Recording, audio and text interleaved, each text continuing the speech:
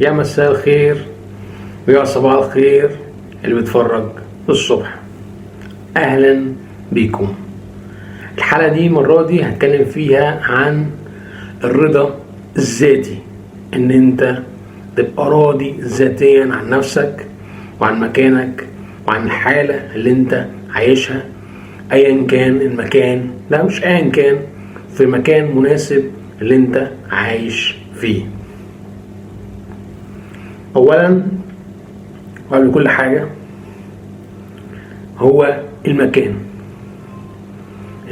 المعيشة، جودة الحياة، المكان اللي انت عايش فيه يبقى كويس، يبقى في جوانب مناسبة اللي انت تعيش فيه، جودة الحياة اللي انت عايشها او اللي انت شايفها من وجهة نظرك مريحة ومرتاحة، وتحس ان انت شخص راضي ذاتيا عن الواقع اللي انت عايش فيه.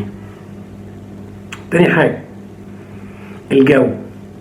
الجو لازم يكون كويس، ولازم يكون فيه اكسجين، ولازم يكون حلو.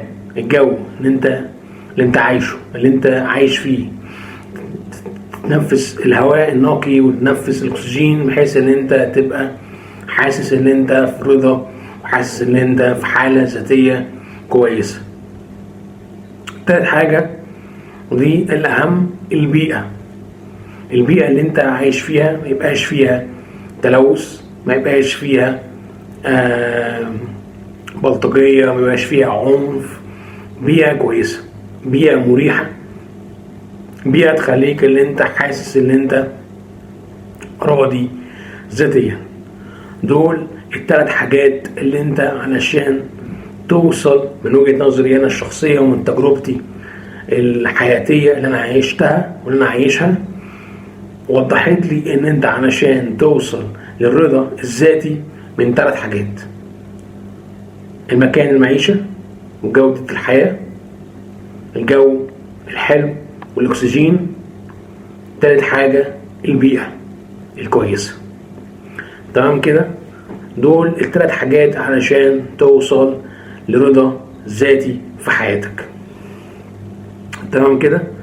دول مبدئيا، ودول حلقة النهاردة وحلقة الفيديو وموضوع الفيديو. ممكن بقى اكلمكم عن بعض الاشياء اللي انا ممكن احكيها لكم واقولها لكم. يعني مثلا انا عامل حوالي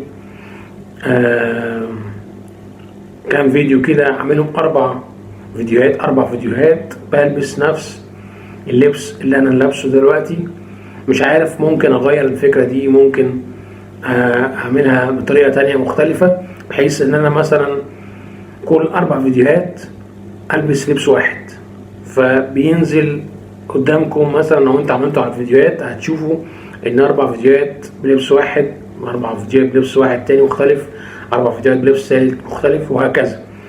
فانا شايف ان انا هغير الفكرة دي وهعملها بطريقة تانية مختلفة. ودي الحاجة التالتة والتانية حسب ما يعني زي ما انتوا حاسبين. يعني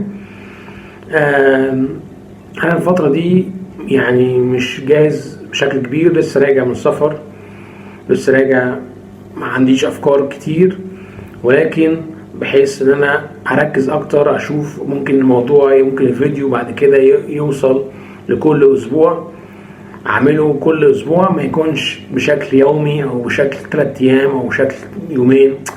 يعني مش هعمل لكم فيديوهات كل يوم او كل يومين او كل 3 ايام، لا هعمل فيديوهات مثلا كل اسبوع او كل مثلا 9 ايام وهكذا.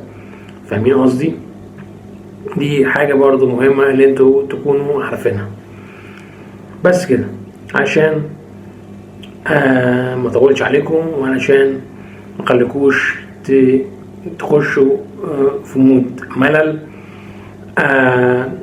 دول الحاجات اللي انا شايفهم من وجهة نظري، من رأيي. حاجة كمان كنت عايز اقولها، ان دلوقتي يعتبر ده الفيديو الرقم من تجربتي العظيمة اللي أنا بحاول إن أنا أعملها على اليوتيوب. ده هيكون فيديو تجربة. عملت دلوقتي 65 فيديو، ده هيبقى رقم 66 فيديو، يعني التجربة رقم 66. شكرا لكم، وكان معكم وائل، واشوفكم على خير، واتمنى ان انتم تكونوا بخير، وشكرا ان انتم اتفرجتوا لحد اللحظة دي. وكان معكم وائل، ومع السلامة.